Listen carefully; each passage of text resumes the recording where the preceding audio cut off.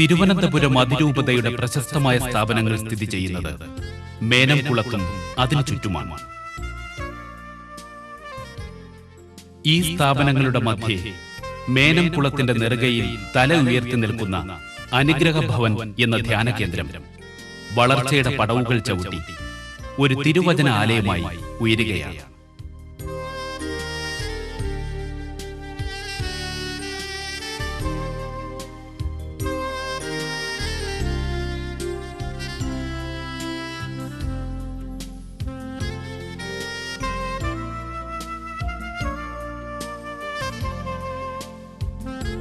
ആയിരത്തി 1992 ഫെബ്രുവരി മാസം അന്തിയൂർ കോണം വിശുദ്ധ കുരിശിലെ യോഹന്നാന്റെ ദേവാലയത്തിൽ നിന്നാണ് ഈ ധ്യാന കേന്ദ്രമെന്ന ആശയത്തിന്റെ ആരംഭം.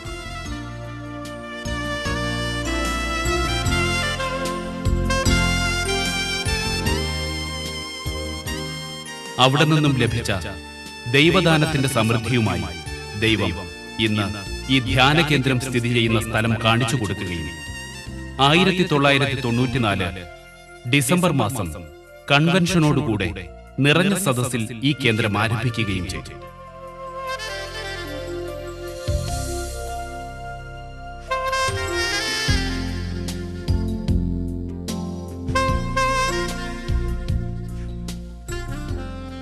അലക്സ് അച്ഛൻ സ്ഥാപിച്ച ഈ ധ്യാന കേന്ദ്രം ഇന്ന് ആയിരക്കണക്കിന് ജനങ്ങൾക്ക് ആശ്വാസവും പ്രത്യാശയും സംതൃപ്തിയും നൽകി വരുന്നു.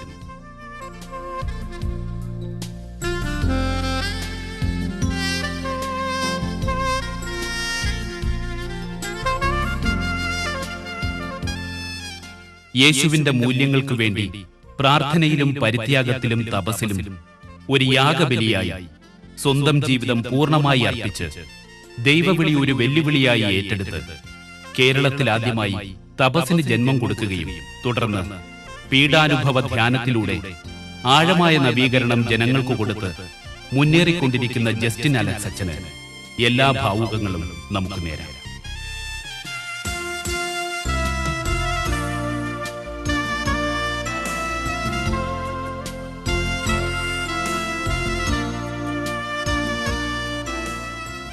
വചനപ്രഘോഷണത്തിലൂടെയും രോഗശാന്തി ശുശ്രൂഷയിലൂടെയും ജനകോടികൾക്ക് ആശ്വാസവും രൂപതയ്ക്ക് അഭിമാനവും പകരുവാൻ ഇതിനകം അദ്ദേഹത്തിന് സാധിച്ചിട്ടുണ്ട്.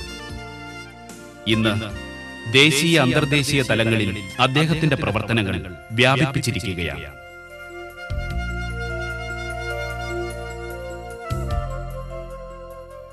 അനുഗ്രഹ ഭവൻ എന്ന പ്രാർത്ഥനാലയത്തിലൂടെയാണ് ഇന്ന് അച്ഛൻ തന്റെ പ്രവർത്തനങ്ങളെ ഏകോപിപ്പിക്കുന്നത്. ഹൃദയത്തിൽ നിന്നുള്ള സ്നേഹവായ്പും അധരങ്ങളിൽ നിന്നുള്ള വചനശക്തിയും ആത്മാവിൽ നിന്നുള്ള നവ്യ സങ്കീർത്തനങ്ങളും ദൈവരാജ്യത്തിനു വേണ്ടിയുള്ള ദൃഢചിത്തതയും ജസ്റ്റിൻ അലക്സ് അച്ഛന്റെ ജീവിതചര്യയെ പൊൻതൂവലണിയിക്കുന്നു.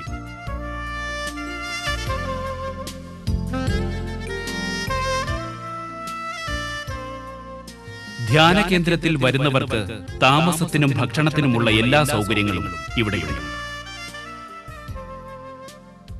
രോഗങ്ങളും കടക്കണികളും ദുരിതങ്ങളുമായി ആശ്വാസവും അനുഗ്രഹവും തേടി ഇവിടെയെത്തി ഒഴിഞ്ഞ ദുഃഖഭാരവും നിറഞ്ഞ സന്തോഷവും ഏറെ പ്രതീക്ഷകളുമായി ഈ ഗേറ്റ് കടന്നു പോകുമ്പോൾ അത്ഭുതങ്ങളുടെ നിറകുടമായ അനുഗ്രഹ ഭവനിന്റെ ഈ ഗേറ്റിന് പോലുമുണ്ട് അത്ഭുതങ്ങളുടെ സാക്ഷ്യം പറയുവാൻ.